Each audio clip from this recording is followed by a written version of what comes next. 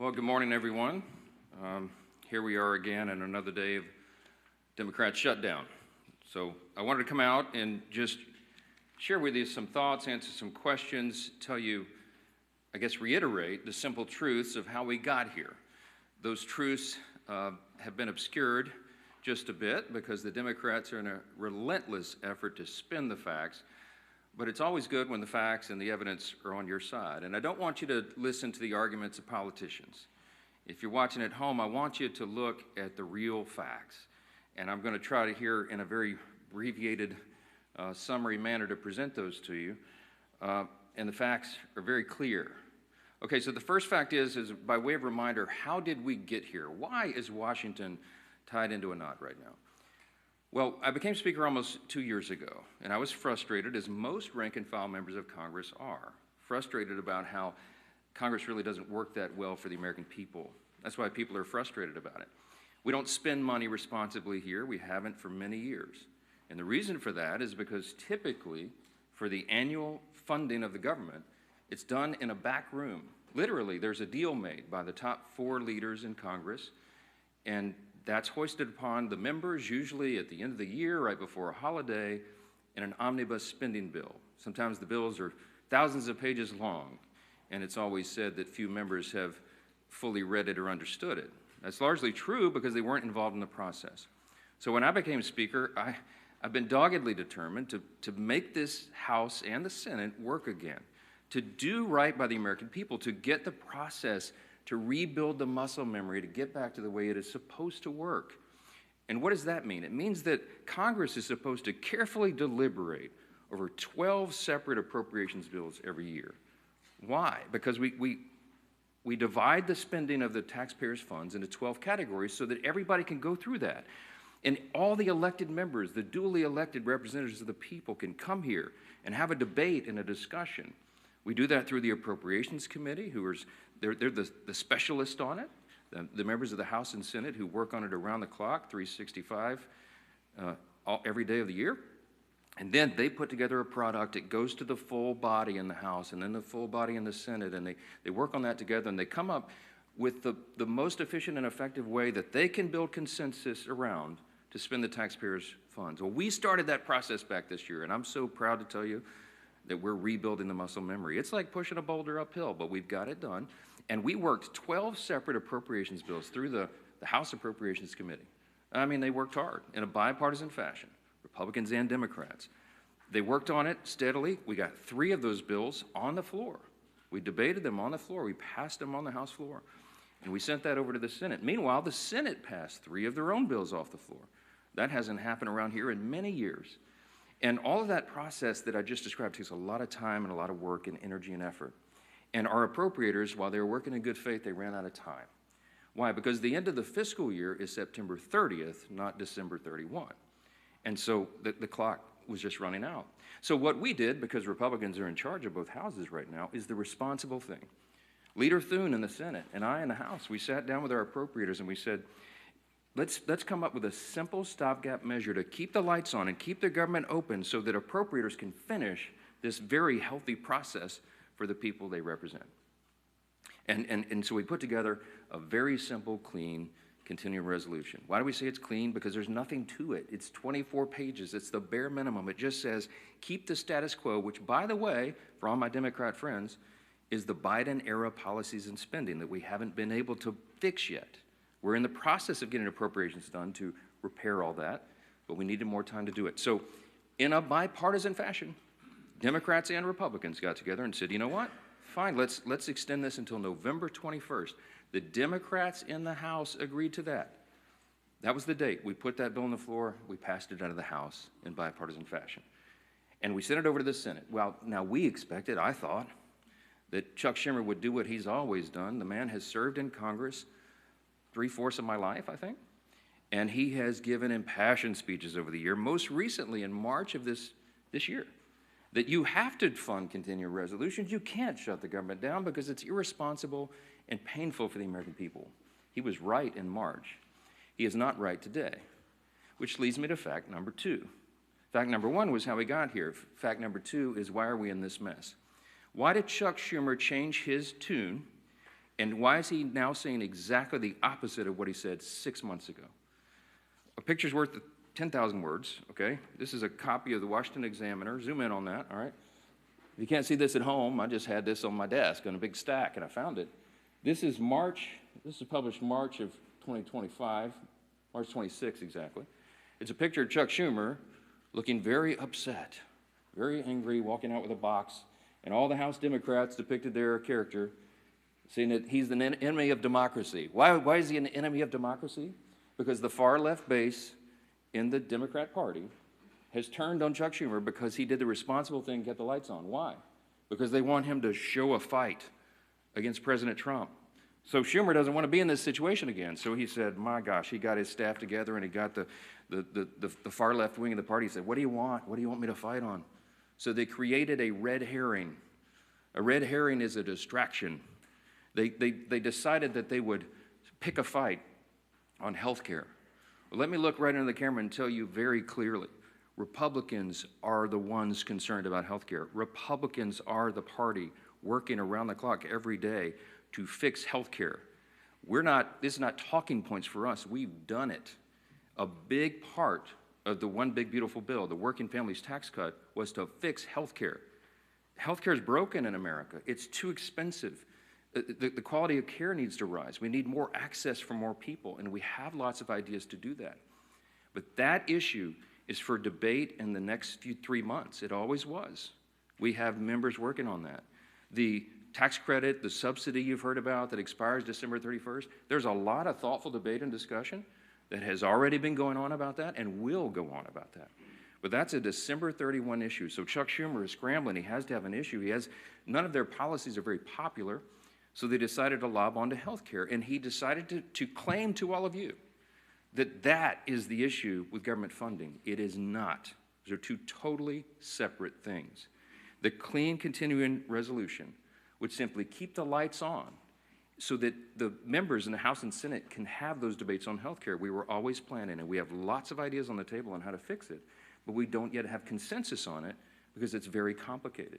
We have time to do it. The month of October is a critically important time for us to get the House and Senate working on that very issue, but they're delaying it because they needed a red herring. So in his desperation, we get to fact number 3. In his desperation, they decided to create the red herring. They decided to claim that this is all about health care, which the September funding issue never was. That's a December policy issue. He tried to create it as a September funding issue. And in his desperation, they hastily filed an outrageous counter-proposal. It is a wild wish list of big government liberal nonsense that we can't do. Their priorities that they crammed into this. Now remember, a simple 7-week stopgap funding measure, the CR, that we passed out of the House in bipartisan fashion was sent over. And Chuck Schumer filed a counterproposal. Now this is his words, not mine. These are not Republican talking points. These are the facts. 2 exhibits real quick, because I've shown you before. This is page 57, an excerpt of his bill, section 2141, where you see that right there that they want to repeal the health subtitle of the Big Beautiful Bill. The One Big Beautiful Bill, the Republicans got signed into law July 4th. The working families tax cut, we're so proud of that because it has so many amazing things for all the American people, a marquee piece of legislation. But among the most important were the reforms that we did to health care. Why? Because Medicaid, for example, is broken. Medicaid doesn't work well. It's underfunded and it was full of fraud, waste, and abuse. And we took our opportunity to fix that, and we did.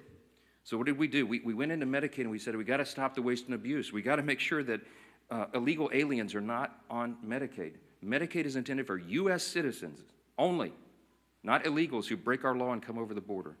And we've got to make sure that young, able-bodied men who do not have dependents are working and not riding the wagon.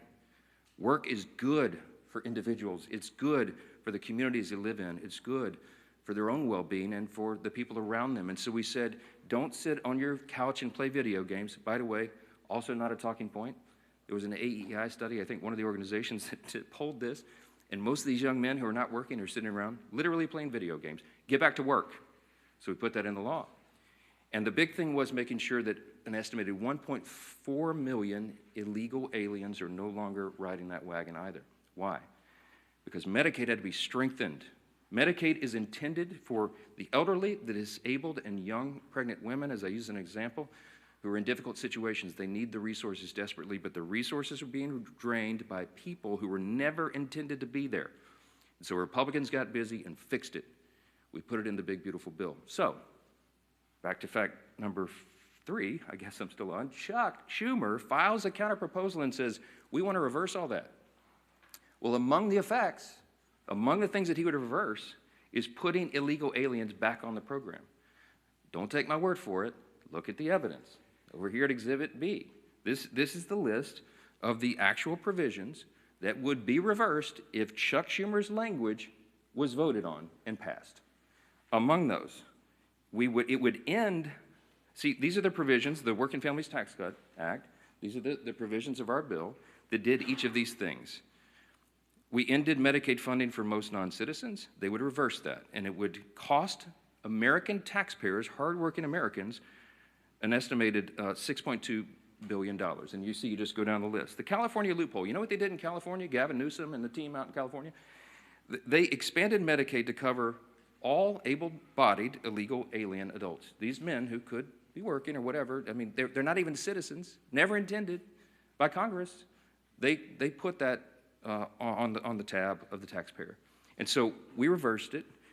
Chuck Schumer would repeal that. He would repeal those repairs, and this is what it would cost you. Do the math. I won't go through each line, but it's on the website, speaker.gov. You can pull this up. It amounts to $192 billion, $192.8 billion. So almost $200 billion that Chuck Schumer wants to put back in. Also, by the way, while he's repealing our health subtitle, he would also repeal the $50 billion that Republicans put into the bill to support our rural hospitals around the country.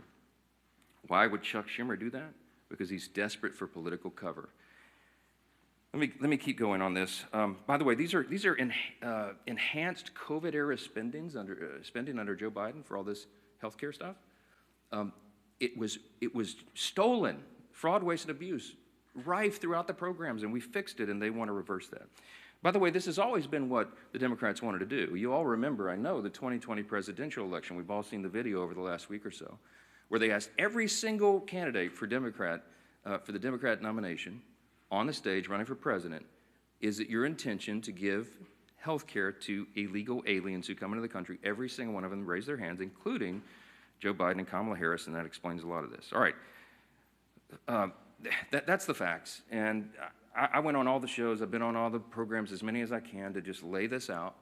And on some of these programs have been followed by Chuck Schumer or Hakeem Jeffries back and forth. Not one time have they been able to refute what they themselves put in writing. I hope that you will ask them about this. I hope that you will ask them, if it is indeed not your intention, why did you say that? Why did you do that? This is a key part of what they put into their counterproposal, which, by the way, amounts to $1.5 trillion in new spending that they want to strap onto a 7-week, simple, 24-page stopgap measure to keep the lights on so we can do our work. Fact number 5, don't ask me, because here's the answer. Why aren't you negotiating? There's nothing for us to negotiate. The House has done its job. The House Republicans right now are working hard in their districts all around the country. They're meeting their constituents' needs. They're going and explaining and providing the answers, and they're trying to help them navigate through this madness. Some of our Republican colleagues, we had a big conference call on Saturday. Many of them are working throughout. They're making trips to all their rural hospitals in their district to help them navigate and access this fund that Chuck Schumer is trying to take away. Republicans are on the job. We want to improve health care. We have ideas and plans to do that, to fix the COVID-level madness and adjust Obamacare so that it works for more people, so you have higher access to care and the costs are reduced. And so they're doing that right now, but there's nothing for us to negotiate or to debate right now, because the House already did that. The House did its job. We passed our bill. We did the job to keep the government open, and now it's on the Senate Democrats. And that's the final fact, and I'll take your questions. Fact number 6, hold on, wait. It's just a tease. The ball, I have to finish my case. Here's my closing argument, okay? The ball is in the court of the Senate Democrats.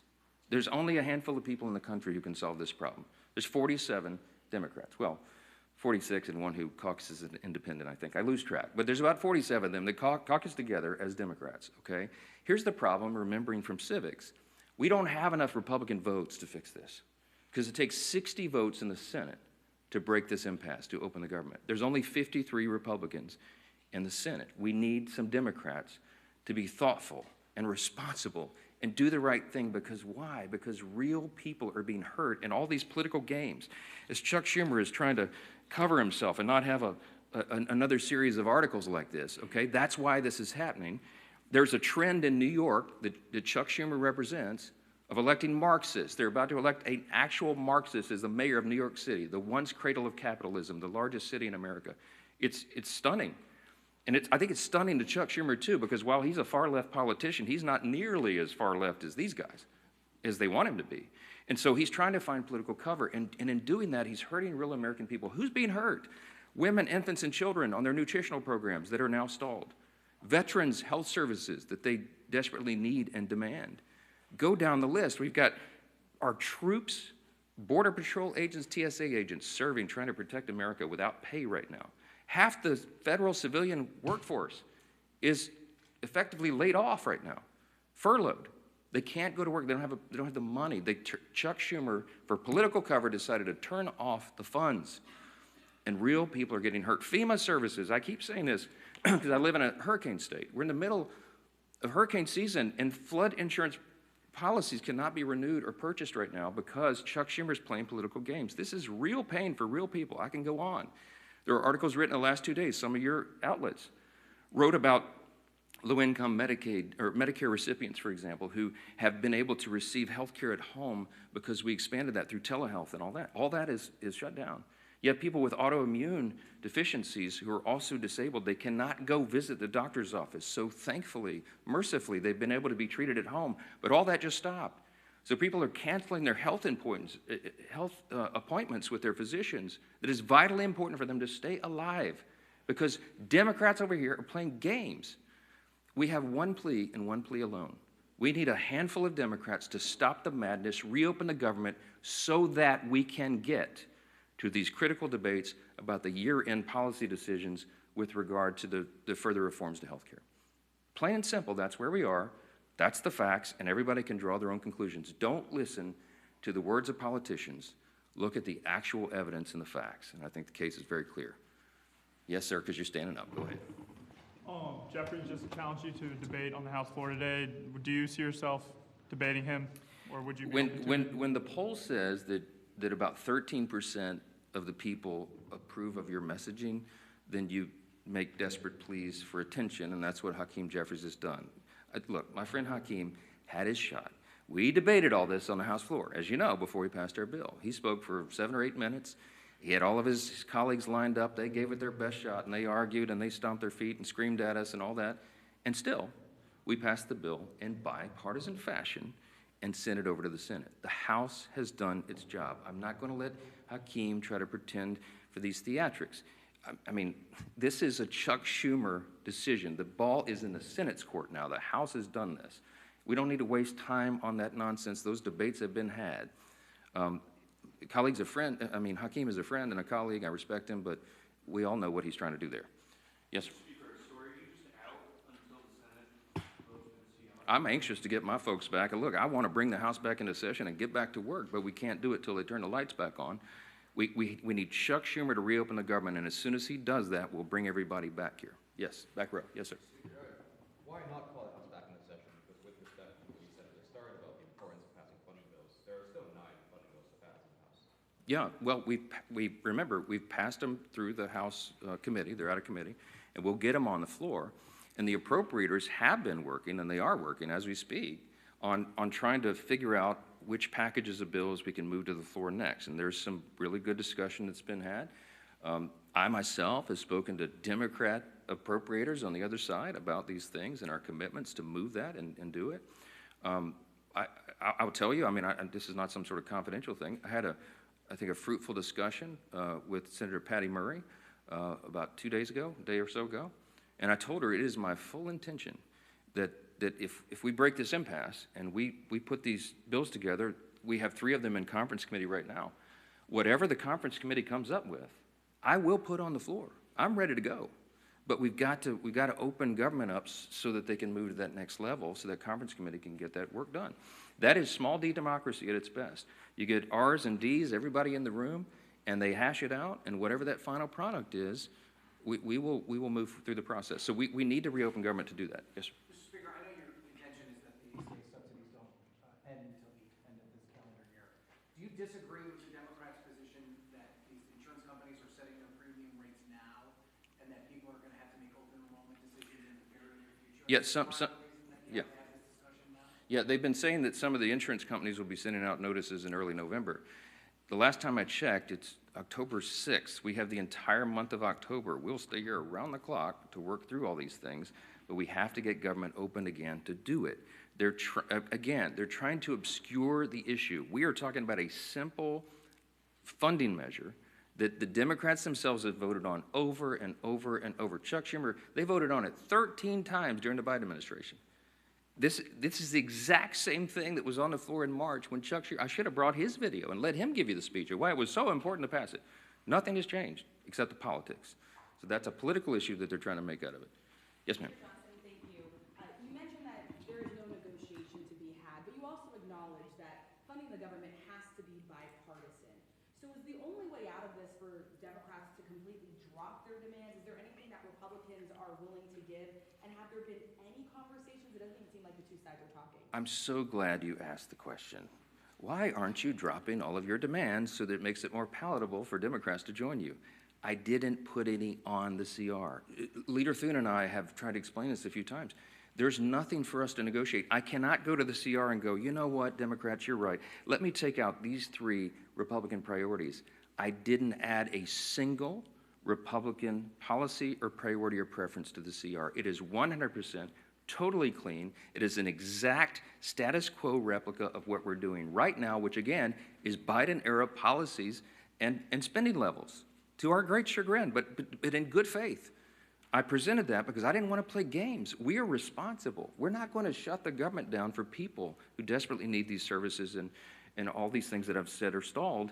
And so we didn't, no gimmicks, no tricks. There's nothing that Leader Thune and I can go to Chuck Schumer and say, you know what, okay, we'll pull this off. Would that make it better?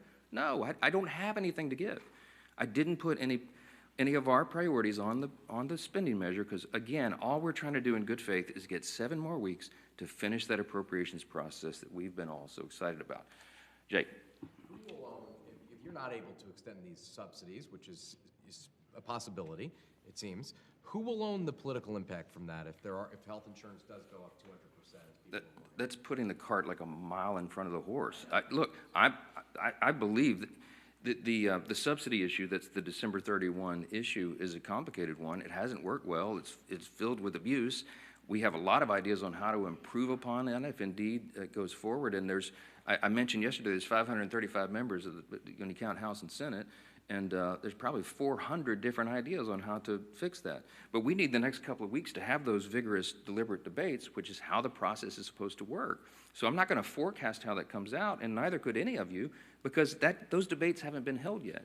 And that's kind of the irony, because Chuck Schumer is saying something that he knows isn't true. He's saying, oh, you guys snap your fingers. You and Leader Thune go in the back room and tell us how that's going to be resolved today so we can reopen the government.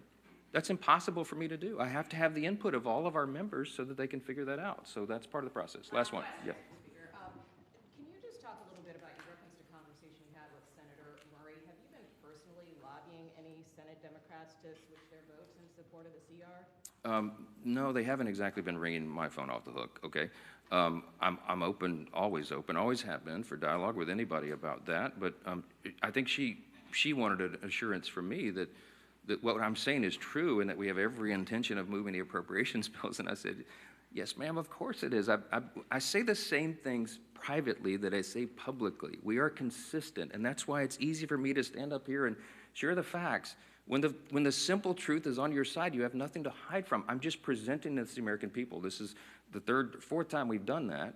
I hate to drag you all out and go through all the details, but I've got to put on the case over and over because repetition apparently is the key to this. People are starting to recognize this is not a Republican shutdown. It is a Schumer Democrat shutdown. Again, why? because they needed political cover. It's shameless, it is sad, real people are hurting, and it needs to end. They'll have another opportunity this evening, and I sure pray, and I hope you all will, that a handful of additional common sense people on the Democrat side will change their votes, reopen the government, so we can get back to all these issues as we desperately want to do. Thank you all so much for being here.